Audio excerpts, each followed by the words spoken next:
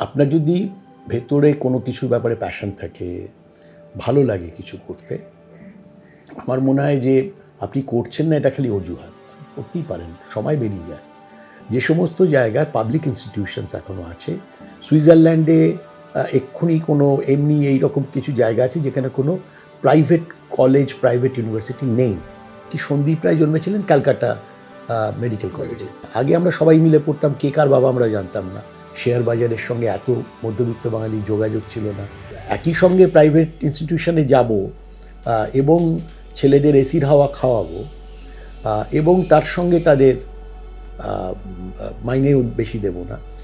এইটা টিপিক্যাল মধ্যবিত্ত বাঙালিদের যারা এখনও এইটার ওয়ার্ল্ডে প্রবেশ করেছে কিন্তু প্রবেশের মূল্যটা জানে।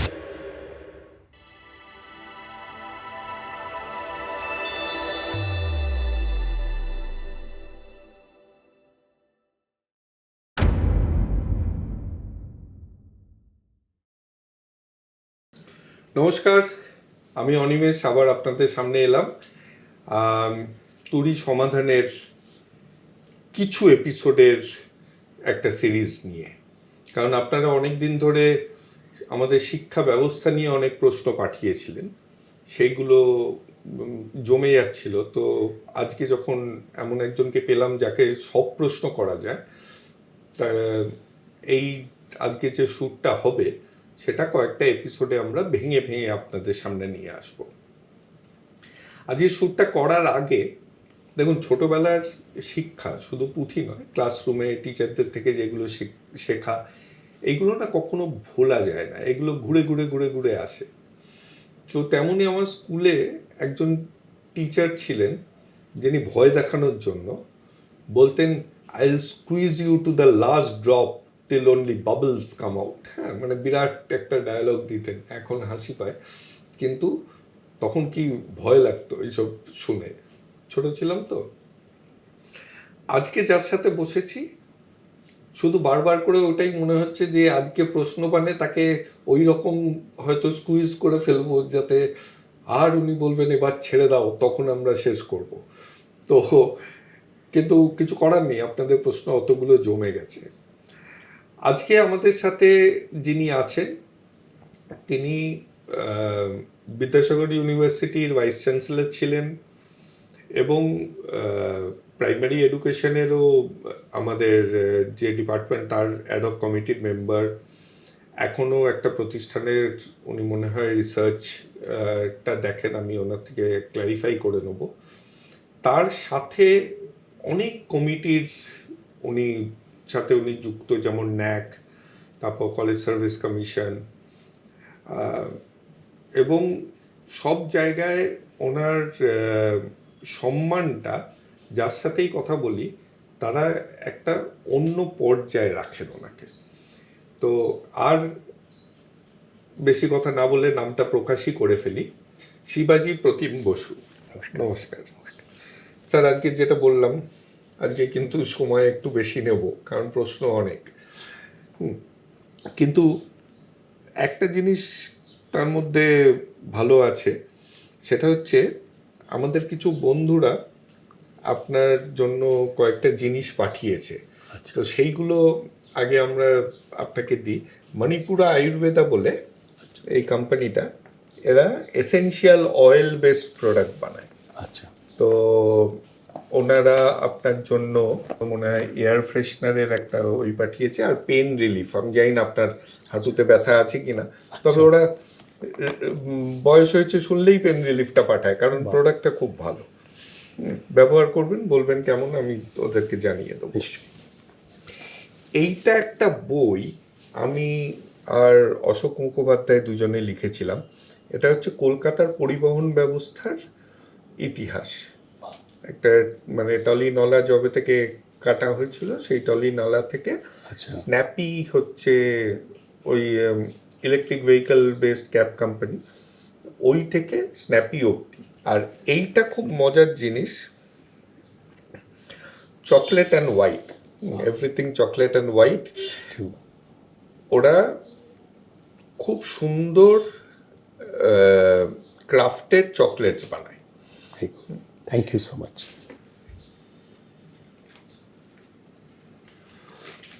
তো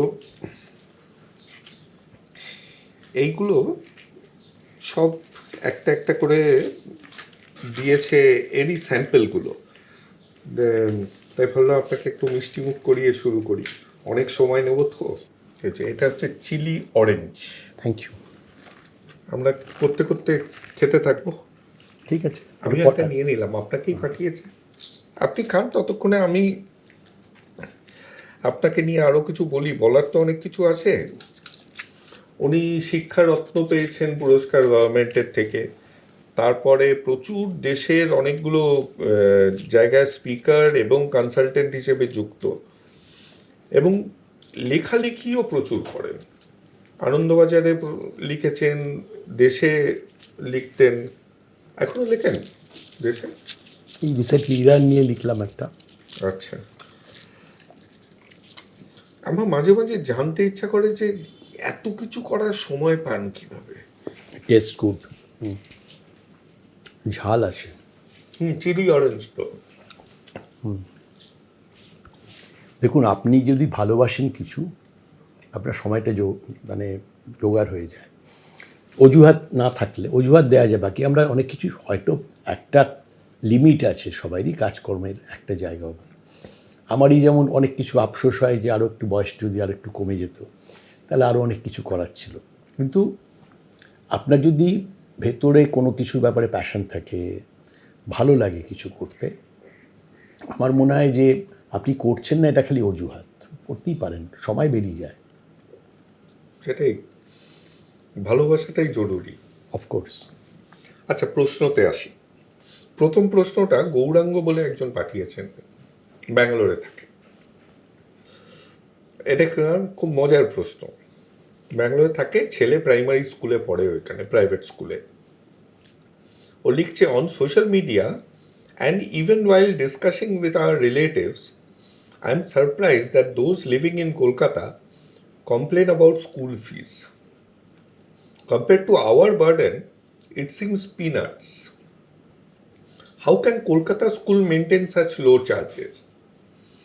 যেটা আমরা সারাক্ষণ শুনে থাকি তার ঠিক উল্টো কথাটা গৌরাঙ্গবাবু বলছেন, যে কম্পেয়ার টু ব্যাঙ্গালোর এবং বম্বে টম্বে তো ওই রকমই আমি খোঁজ নিয়ে দেখেছি। Should I speak in English or? না, বাংলায়। ওটা লিখে পাঠায় বলে মনে হয়, বা ইংরেজিতে বেশি কমফোর্টেবল রোমানে টাইপ করতে। তো কলকাতাতে আরেকটা জিনিস আমি জাস্ট আমার দিক দিয়ে জুড়ে নিচ্ছি, এটা আমার খুব প্রশ্ন, কারণ কলকাতায় গভর্নমেন্ট স্কুলে ভর্তি করা মধ্যবিত্তরা বন্ধ করে দিয়েছে, কিন্তু কনস্ট্যান্ট প্রাইভেট স্কুলের ফি নিয়ে তারা আন্দোলন, আপত্তি। একটা ছোট্ট গল্প বলি, তখন আমি মাইক্রোসফটে কাজ করতাম। আমারই এক কলিগ নিউ টাউনে একটা স্কুলে তার ছেলে পড়াতো, প্যারেন্ট টিচার্স মিটিংয়ে করে এলো, খুব হাসছে। আমি কি, পেরেন্টসরা আন্দোলন করছে। আমি কিসে? স্কুল বাস এসি হতে হবে, তাদের ছেলে মেয়েদের গরম লাগে। আমি, তুই কি করলি? পিটিশনে সাইন চাইছিল, বলছে আমি করিনি, যে একটু তো গরম সহ্য করুক। সবাই খুব রেগে গেল আমার উপরে। আর কি, পরের প্যারেন্ট টিচার্স মিটিংয়ে, পরের বছর ইনফ্যাক্ট, আবার এসে হাসছে, বলছে এখন চাকা ঘুরে গেছে। আমি কি, আজকে আবার পিটিশন হয়েছে যে স্কুল ফি কেন বেড়ে গেল। তো আমি বললাম, তুই সই করলি? এখনো করিনি। ওদেরকে বলেছি যে ওই এসির হাওয়াটা খাচ্ছে, তার পয়সা লাগে, এই জন্য স্কুল ফি বেড়ে গেল।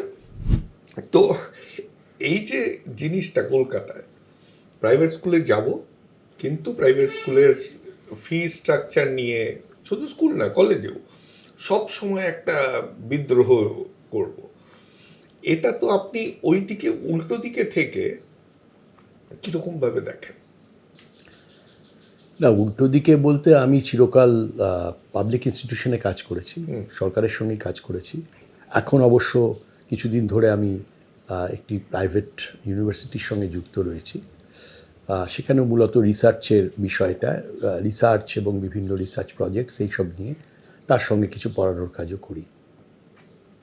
কিন্তু আসলে যেটাকে অন্যভাবে বলতে গেলে বলা হয় যে প্যারাডাইম শিফট, একটা চিন্তাভাবনার, লেখাপড়ার প্যারাডাইম শিফট হয়েছে, চিন্তাভাবনারও প্যারাডাইম শিফট হয়েছে।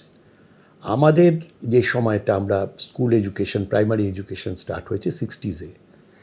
তো 60s-এ যাদের লেখাপড়া হয়েছে তারা জানে কলকাতায়, পুরনো কলকাতায়, বিশেষ করে পুরনো আমরা নর্থ ক্যালকাটায় দেখেছি, সাউথ ক্যালকাটাতেও ছিল কাছাকাছি, কিন্তু নর্থ ক্যালকাটাতে তখন অনেক রকম শিক্ষার ব্যবস্থা ছিল না, কিন্তু কিছু তার মধ্যেও ব্যতিক্রম ছিল। আগে আমাদের সময় বলতো তখন এটাকে বলতো জুনিয়র ক্যামব্রিজ, সিনিয়র ক্যামব্রিজ, যেটা এখন আইসিএসসি, আইএসসি হয়েছে। সিবিএসসির নাম আমরা কখনো শুনিনি, এটা অনেক পরের ফেনোমেনন। আর আরেকটা ছিল যে সরকারি স্কুলের মধ্যেও, সরকারি স্কুল আর প্রাইভেট স্কুল অলমোস্ট ছিল না।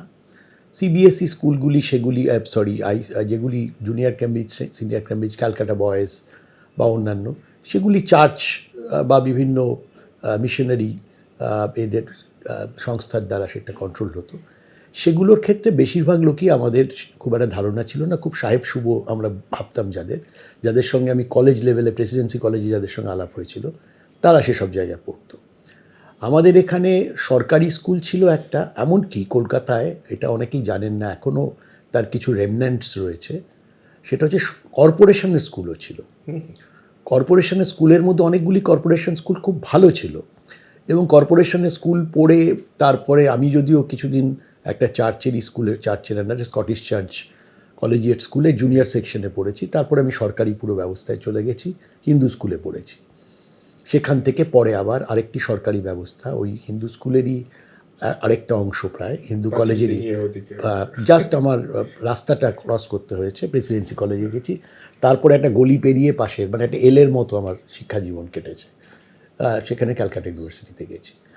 তো এই তখনকার জার্নিতে আমরা ভাবতেই পারি না, আপনি যেটা বলছেন ফিজের ব্যাপারে, অদ্ভুত ব্যাপার আমাদের এই সময়, সেই সময়ও নানা রকম ছিল। সেই সময় তো সব সরকারি ব্যবস্থা, সরকারি স্কুল, এবং আমরা খুব অবাক হয়েছিলাম যখন আমাদের, তখন হিন্দু স্কুলে লাস্ট আমরা কিন্তু তখনও 78-এ যখন পরীক্ষা দিচ্ছি আমাদের ফি দিতে হয়। ফিয়ের কথা যখন উঠছে, 12 টাকা ফি ছিল, তার সঙ্গে টিফিনও ছিল, 12 টাকা 78-এ। সেই সময়তেই ক্যালকাটা লামার্টিনিয়ার বা এইসব স্কুলে তাদের 80 টাকার উপরে ফি ছিল। এবং প্রেসিডেন্সি কলেজে যখন আমরা ভর্তি হলাম তখন তার ফি হচ্ছে সরকারি 15 টাকা। তো লামার্টিনিয়ারের ছেলেমেয়েরা তখন অবাক হয়ে গেছিলো। আপনার ব্যাঙ্গালোরের যিনি প্রশ্ন করছেন তিনিও ভাবছেন, for them it was also like মানে less than a peanut, half peanut বোধ হয়। তো সেইটা তাদের দেখছি 15 টাকা, তারা 85 টাকা মাইনে থেকে নেমে গেল, তারা খুব আনন্দিত। আমাদের 12 টাকা থেকে 15 টাকা হলো, 3 টাকা অন্তত, খুব বেশি নয়, কিন্তু তাই 3 টাকা বেড়ে গেল। তো এবং তার মধ্যে অনেক ফ্রিশিপ ছিল, অনেকে সেই ফ্রিশিপের মধ্যেও আমরা অনেকেই ছিলাম। তো এই রকম একটা পাবলিক সিস্টেম, পাবলিক ইনস্টিটিউশনস, যেটা কিন্তু এখনও অনেক জায়গায় আছে। বহু ইউরোপিয়ান বহু দেশ আছে, ভদ্র দেশ যেগুলোকে আমি মনে করি, সেই অর্থে যে সমস্ত জায়গায় পাবলিক ইনস্টিটিউশনস এখনও আছে। সুইজারল্যান্ডে এক্ষুনি কোনো এমনি এইরকম কিছু জায়গা আছে যেখানে কোনো প্রাইভেট কলেজ, প্রাইভেট ইউনিভার্সিটি নেই। আমেরিকায় আছে, আমেরিকাতে প্রচুর, আমরা যেসব জায়গায় গিয়েছি তার অভিজ্ঞতার ভিত্তিতে বলছি। তো স্কুল এডুকেশন বা ইত্যাদিগুলোর দায়িত্ব রাষ্ট্রের ওপর আছে, যারা ওরা নিজেদের সোশ্যালিস্ট বলে ওদের মতো করে। স্ক্যান্ডিনেভিয়ান গভর্নমেন্ট স্কুল আর প্রাইভেট স্কুল দুটোই চলছে, কিন্তু এখানে প্রাইভেট স্কুল নেই। অনেক জায়গায় কমিউনিকেশন, সেই জায়গাটা, সেই রাস্তাগুলো, যেমন ছোট্ট দেশ লুক্সেমবার্গ, প্রচুর সেখানে অন্যান্য আয়ের ব্যাস, ছোট্ট দেশ, সেখানে কোনো ট্রান্সপোর্টের পয়সা লাগে না। এগুলো আমরা চোখে দেখেছি। সুতরাং, এবং আরেকটা জিনিস যেটা হয়েছে, এই যে ফি দেওয়ার ব্যাপারটা, এটা অনেকটাই যখন পৃথিবী পাল্টে গেল, আমাদের চোখের সামনেই আমরা দুটো পৃথিবী দেখলাম। যখন সোশ্যালিস্ট ওয়ার্ল্ডও ছিল, অর্থাৎ কোল্ড ওয়ারের আগের, post cold war, pre cold war, বা cold war and post cold war. তো এই দুনিয়াটা পাল্টালো 90s-এর পর থেকে। এই যে নানা রকম এইসব জেনারেশন বলেন, অমুক জেনারেশন যারা জন্মেছে, কী সব বলে টলে, আমরা বুঝি না এগুলো। তো এই যে আমাদের ছাত্রছাত্রীদের মধ্যে শুনি, তো এই যে এরা দেখার চোখটাই পাল্টে গেল। তখন যেমন হেলথের ক্ষেত্র আরেকটা ক্ষেত্র, যেগুলো খুব বেশি করে বড়োভাবে সরকারি ব্যবস্থায় অনেকেই ছিল। আমাদের মধ্যে অনেকে, আমি যদিও একটা নার্সিংহোমে জন্মেছিলাম, কিন্তু আমাদের বহু বন্ধুবান্ধব সরকারি হাসপাতালে জন্মেছেন। সরকারি স্কুলে তো আমরা পড়েছি। আমাদের পরের জেনারেশন আর সেটা পড়লো না। আমাদের ছেলে মেয়ে, আমার একটি মেয়ে, সে একটা ইংলিশ মিডিয়াম আইসিএসই স্কুলে পড়লো, আইসিএসই আইএসসি এইসব স্কুলে পড়লো। 90s পর থেকে শিক্ষা এবং স্বাস্থ্য এই দুটি জায়গা, যেটা প্রফেসর সেন বলছে, অমর্ত্য সেন বলছেন যে যেটা মুখ্যত হওয়া উচিত ছিল একটা রাষ্ট্রের, যেটা কর্তব্যের মধ্যে, ওয়েলফেয়ারের জন্য না, কারণ সেটা ক্যাপাসিটি বিল্ডিং হচ্ছে না সেখানে। তো সেইটা পুরোপুরি আস্তে আস্তে প্রাইভেটের দিকে চলে গেল, এবং আমাদের যে শ্রেণী, যারা ছোট্ট অংশ কিন্তু বাট ভেরি ভোকাল এবং ইনফ্লুয়েন্সিয়াল শ্রেণী, সেটা হচ্ছে মধ্যবিত্ত শিক্ষিত, এবং আরও ভালো বলতে গেলে বলতে হয় যে caste Hindu, high caste Hindu পরিবার যেগুলো, তারা তো সবচেয়ে বেশি কানেক্টেড বাঙালিদের মধ্যে। এই যে শ্রেণী, তারা দুটো জায়গা থেকে উইথড্র করলো। গভর্নমেন্ট স্কুল, গভর্নমেন্ট কলেজ থেকে কিছুটা, গভর্নমেন্ট কলেজ তাও এখনও যাদবপুরে প্রেসিডেন্সিতে তারা পড়তে যায়, কিন্তু স্কুল থেকে প্রায় তারা তুলে নিয়েছে, নিজেদের বাচ্চাদের আর পড়ায় না। আর আমরা কোথাও ওই বাইপাসের ধারের নতুন নতুন হাসপাতালগুলোয় যাই। তো এই যে জায়গাটা আমাদের এই শ্রেণীর চলে যাওয়া, যারা ভোকাল ছিল, যারা কথা বলতে পারতো, আমি বিজয়া রায়ের আত্মজীবনী পড়ে জেনেছি সন্দীপ রায় জন্মেছিলেন ক্যালকাটা মেডিকেল কলেজে। তো ক্যালকাটা মেডিকেল কলেজে সত্যজিৎ রায়ের ছেলে হচ্ছে। তো এখন একটা মানে দুয়ানার পরিচালকেরাও ছেলে মেয়ে কেউ হবে না ওখানে ভর্তি। তো এই যে জায়গাটা তৈরি ছিল, এইটা একটা কমন, কোথাও একটা বড় পাবলিক স্পেস ছিল যেখানে সবাই পার্টিসিপেন্ট ছিল। এখন এগুলো খুব হায়ারার্কিক্যাল হয়ে গেছে। এবং এটা কোন স্কুলে তুমি পড়েছো, আগে তার কোনো ইয়ে ছিল না। আগে আমরা সবাই মিলে পড়তাম, কে কার বাবা আমরা জানতাম না। এখন কিন্তু প্রথম থেকেই কোন স্কুলে পড়ছো দ্যাট ডিফাইন্স, যে বলে দিচ্ছে যে তুমি কে, তুমি আসলে কোন ফ্যামিলি থেকে আসছো, কী করতে পারো। তো সেই দিক থেকে দেখতে গেলে ব্যাঙ্গালোরটা এমন একটা জায়গা যেখানে প্রচুর পুঁজি ছাড়া কিছু হয় না। ক্যাপিটাল একটা বড় জায়গা 90s পর থেকে, এবং এই নিউ লিবারাল টাইমে আরও বেশি, তার ক্ষমতা অনেক বেশি, লোকেদের পয়সা অনেক। শেয়ার বাজারের সঙ্গে এত মধ্যবিত্ত বাঙালির যোগাযোগ ছিল না। এখন এসআইপি থেকে আরম্ভ করে ডিরেক্ট ডিম্যাট করে তাদের প্রচুর পয়সা। তো এবং ব্যাঙ্গালোরে অনেক স্কোপ বেশি, এটা বটেই, যেটা আইটি হাব হওয়ার জন্য বা অন্যান্য কিছুর জন্য। তাদের কাছে ওরা মনে করে যে ওখানকার স্কুলগুলো এমনিতেই এলিভেট করে রাখে, কারণ বেশি বাড়িয়ে রাখলেও সবাই ভর্তি হতে যাবে। এখানে কিন্তু গড় আয়ের যে জায়গাটা, সেই জায়গাটার মধ্যে তফাৎ আছে। ব্যাঙ্গালোর একটা আয় করতে পারে, আর একটা আছে মানসিকতা। ওই অ্যাভারেজ যে ইনকাম যিনি প্রশ্ন করছেন, এই ইনকাম আমাদের এখানে আসেনি। অথচ যারা একটু মানে মিডল ক্লাস, মোটামুটি 1 লাখ 1.5 লাখ টাকার মধ্যে পান মাইনে, তাদের মধ্যে অ্যাসপিরেশন কিন্তু তৈরি হয়েছে। এমনকি আপনি যদি আজকে বিভিন্ন এইসব হাসপাতালে গিয়েও দেখেন, আমি দেখি গ্রাম থেকে, আমি নাম করছি না, বিভিন্ন, যেহেতু এটা একটা মিডিয়া, সোশ্যাল মিডিয়াতে, এইসব হাসপাতালে গিয়েও আমি দেখেছি প্রায় ঘটিবাটি বেচে সাধারণ মানুষও তারা দেখাতে যাচ্ছে বিভিন্ন জায়গায়। কারণ একটা কোথাও ধারণা, এই ন্যারেটিভ ইজ ভেরি ইম্পর্ট্যান্ট। ন্যারেটিভটা তৈরি হয়েছে সরকারি জায়গায় কিছু হয় না, এখান থেকে তারা প্রাইভেট যাচ্ছে। প্রাইভেট স্কুল তারা খোঁজ নিচ্ছে না, কিন্তু গভর্নমেন্টের এখনও কিছু ভালো স্কুল আছে কি না। এখনও আমি নাম করতে পারি মেয়েদের মধ্যে Bethune school, Brabourne school, lady Brabourne school নেই, বেথুনের মতো স্কুল আছে, যে বা সাখাওয়াত আছে, এখনও আছে, যেগুলো বেগম রোকেয়া সাখাওয়াত স্কুল। বেতন তো মানে র্যাঙ্কিংয়ে রেগুলার দেখি একদম উপর দিকে থাকে, কিন্তু মানুষের বিশ্বাস নেই। সাধারণ লোকেরা ভাবে যে কোথাও একটা অন্য কোনো নাম করতে গেলে বলতে হয় বা এইরকম ধরনের ইনস্টিটিউশনে গেলে সেখানে পড়াশুনো, ম্যানার্স শিখবে, এটা শিখবে, সেটা শিখবে। এনিওয়ে, কিন্তু যেটা মানে বলার, সেটা হচ্ছে এদের মধ্যে অ্যাসপিরেশন তৈরি হয়েছে।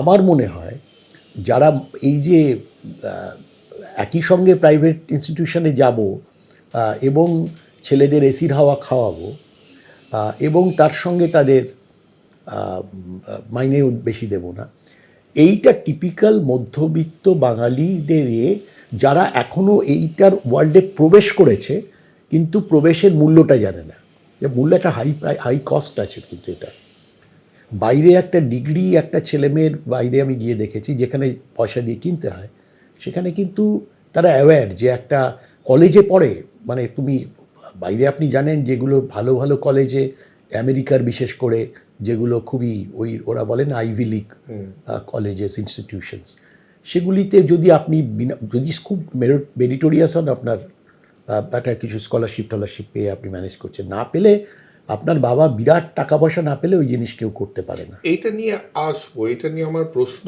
আছে আপনাকে, কিন্তু আমি যেটাতে এই স্কুলে যদি ফিরি, যেটা প্রশ্নটা যেটা করেছিল সেটা হচ্ছে কলকাতায় দেখুন এসি মেশিনের দাম তো ব্যাঙ্গালোর কলকাতায় সেম, এই ইট কাঠবালিরও মনে হয় সেমই। তো তাহলে কলকাতার স্কুলগুলো চালাচ্ছে কিভাবে কম পয়সায়? কোনগুলোর কথা বলছেন? গভর্নমেন্ট? যেগুলো প্রাইভেট যেগুলো সেগুলো ব্যাঙ্গালোরের থেকে, তাহলে কি ব্যাঙ্গালোরে বেশি পয়সা নিচ্ছে, কলকাতায় কম মার্জিন না রাখছে? না, এমন হতে পারে যে ব্যাঙ্গালোরে সব কিছু যেহেতু এমনি আপনি দেখবেন লিভিং স্ট্যান্ডার্ড অফ লিভিং ব্যাঙ্গালোরে বেশি, মানে খরচাটা বেশি, মানে cost of living, Cost of I should not say standard of living, cost of living ব্যাঙ্গালোরে বেশি। আমি টিচারদের বেশি মাইনে টিচারদের মাইনেটাও তো অনেক বেশি। এখানে আমি জানি বিভিন্ন প্রাইভেট এমনকি ইউনিভার্সিটিতেও, স্কুলের ক্ষেত্রেও তাই, সেটা হচ্ছে খুবই একটা পাল্ট্রি অ্যামাউন্ট অফ টাকা পয়সা তাদের দেয়া হয়। অনেকেরই হচ্ছে 20,000 এর মধ্যে টাকা বেশিরভাগই পান। আর কিছু হয়তো টিচার আছেন খুব নামকরা, তাদেরকে এনেছেন, বা ওই রকম অর্থে যারা টাকা পান 20-25 হাজার টাকায় অনেকেই, বা তার থেকেও কমে অনেকে হয়তো প্রাইমারি লেভেলে পড়াচ্ছেন প্রাইভেট স্কুলসে, আমি জানি সেগুলো। এবং প্রাইভেট স্কুলগুলোর মধ্যে সবাই তো একই রকম স্ট্যান্ডার্ডও নয়। তো কোন স্কুলে এতটা কম পড়াচ্ছে, আর ব্যাঙ্গালোর কম্পেয়ার টু ব্যাঙ্গালোর, দেখুন যদি যারা ফ্র্যাঞ্চাইজি টাইপের প্রাইভেট ইনস্টিটিউশনস রয়েছে স্কুলে, যেমন ডিপিএস, যেমন দিল্লি পাবলিক স্কুল, বা আরও কিছু কিছু আছে, অনেকগুলোই আরও অনেকগুলো হয়েছে, যাদের কিন্তু একটা ফ্র্যাঞ্চাইজি, যেহেতু এখানে মালিক কিন্তু এখানকার কেউ একটা এটা নিয়েছেন ফ্র্যাঞ্চাইজিটা, তিনি চালাচ্ছেন, ওর কিছু মেথোডোলজি আছে, ওর কিছু আছে, সেটা মেনে। তো এটা হয়তো সব জায়গায় মোটামুটি এক, ডিপিএসের মাইনে এদিক ওদিক হবে না। কিন্তু তাছাড়া প্রচুর প্রাইভেট স্কুলস আছে, যেমন পাড়াতে তৈরি হয়ে গেছে এরকম ছোটো ছোটো স্কুলগুলো। সুতরাং কোন স্কুলের কী মাইনে হচ্ছে সেটা, এবং সেখানে মাইনের তফাৎ আছে, যেহেতু কস্ট অফ এটা কম, যেখানে সেখানে মাইনেটা তারা কম নিয়েও চালাচ্ছেন এরকম। এই জায়গাতে এখনও অভ্যস্ত হয়নি যে আমি এই অ্যাসপিরেশনটাও বাঙালি এখনও অনেকের মধ্যে নেই, যে আগে ছিল না, যে বলা হতো আমাদের খুব আইডিয়াল ছিল যেটা প্লেইন লিভিং হাই থিঙ্কিং। তো এখনও বাঙালিরা অনেকে সেটাকে মনে করে, এবং বিশেষ করে শিক্ষার সঙ্গে যুক্ত যারা, তারা চিরকাল ওই ডাল ভাত খেয়ে থাকবে, এবং অনেককে যারা প্রডিউস করবে তারা মাংস ভাত খাবে ছাত্ররা, এইটাই আইডল ছিল। টিচার এত মাইনে পাবে কেন, এই প্রশ্ন উঠতো। আমাদের যখন প্রথম ইউজিসি হয়েছিল তখনও এটা হয়েছিল, টিচাররা তো অনেক মাইনে পাচ্ছে, এই ব্যাপারটা তৈরি হয়েছে। এটা অভ্যস্ত নয়, মাইন্ডসেটেরও ব্যাপার আছে, কালচারালি এভাবে দেখে না। এইটা নিয়ে আমি একটা কথা মনে পড়লো। আমি শুটিংয়ের জন্য একটা গভর্নমেন্ট স্কুলে পারমিশন নিয়েছিলাম। তো যেদিন শ্যুট করছিলাম সেদিন তার হেডমিস্ট্রেস আমাদেরকে অমলেট আর রসগোল্লা খেতে দিয়েছিল। আমি বললাম, ডিমটা কোথাকার? বললো মিড ডে মিলের ডিম। আমি ওই বাচ্চাগুলোর ডিম খাবো? ওই মিড ডে মিল একটা খুব কমপ্লেক্স জিনিস, উনি বোঝালেন আমাকে। শুনে তখন থেকে আমি ভাবি যে আমরা পাবলিকরা কীরকমভাবে জিনিসটা করি। টিচারদের মিড ডে মিল খাওয়া উচিত নয়। আমি যদি বাড়ি থেকে টিফিন নিয়ে আসি, তাহলে অভিভাবকরা বলে যে এত বাজে মিড ডে মিল দিচ্ছে, যাতে নিজেরাও খাচ্ছে না, বাড়ি থেকে নিয়ে আসছে খাবার। আর যদি আমি মিড ডে মিল খাই, তাহলে বলবে বাচ্চাদের বরাদ্দ মিড ডে মিলটা টিচার খেয়ে নিচ্ছে। বলছে আমরা এখনো বুঝতে পারছি না আমরা যাব কোন দিকে, কারণ দুই দিকেই আমাদের দিকে দোষারোপ করা হচ্ছে। তো এই প্রশ্ন যে মর্মার্থটা, যেটা আমি বোঝার চেষ্টা করছি, যে যারা অভিভাবক তারা কি মানে স্কুলের উপরে সব কিছু ছেড়ে দিয়ে শুধু, এখন কি ওই রকম হয়ে গেছে আপনার চিন্তায় যে শুধু কমপ্লেন করার দিকে মন দিয়েছে। আমাদের সময় কি ছিল, আর আপনাদের সময় তো আরোই, যে স্কুল একটা যাচ্ছ, একটা মন্দির, সে তারা কিছু ভুল করবে না, তাদের থেকে তুমি শিখবে, তাতে কিছু বিচ্যুতি এদিক ওদিক ঘটেনি যে তা নয়, কিন্তু আমাদের ব্রড স্কেলে বলতো ওটা মন্দির, টিচাররা সবসময় ঠিক কথা বলছে, তোমাদের মেনে। এখন কি এই চিন্তাধারাটা বদলে গেছে, যেটাতে অভিভাবকরা দায়িত্বও নিচ্ছে না, এবং সবসময় শিক্ষা প্রতিষ্ঠান, এবং সেটা কলেজ হোক স্কুল হোক, শিক্ষা প্রতিষ্ঠান এবং শিক্ষক শিক্ষিকাদের দোষ ধরার জন্য একদম খর্বহস্ত হয়ে আছে। এটা তো যেটা বললেন আপনাদের সময় যেটা ছিল, মাইন্ডসেটটা চেঞ্জ করেছে। যেটা আপনি যদি মিড ডে মিল নিয়ে কি বলবো না অন্য কিছু নিয়ে, না মিড ডে মিলের কথা বলছেন আপনি, যে প্রায় আগের যে স্কুলের কমপ্লেন ছিল সেখানে তো কোনো মিড ডে মিল দেয় না, অর্থাৎ প্রাইভেট স্কুলগুলোতে কিচ্ছু দেয় না। এটা দেয় হচ্ছে যেগুলি সরকারি সরকার পোষিত স্কুল, যেগুলি গভর্নমেন্ট এইডেড স্কুলস, তারা দেয়। এইটে হচ্ছে অনেকটাই অমর্ত্য সেনের আইডিয়া, যে যদি এদেরকে স্কুলমুখী করতে হয়, বিশেষ করে কলকাতা শহর থেকেও এটা গ্রামের দিকে আরও বেশি সত্যি।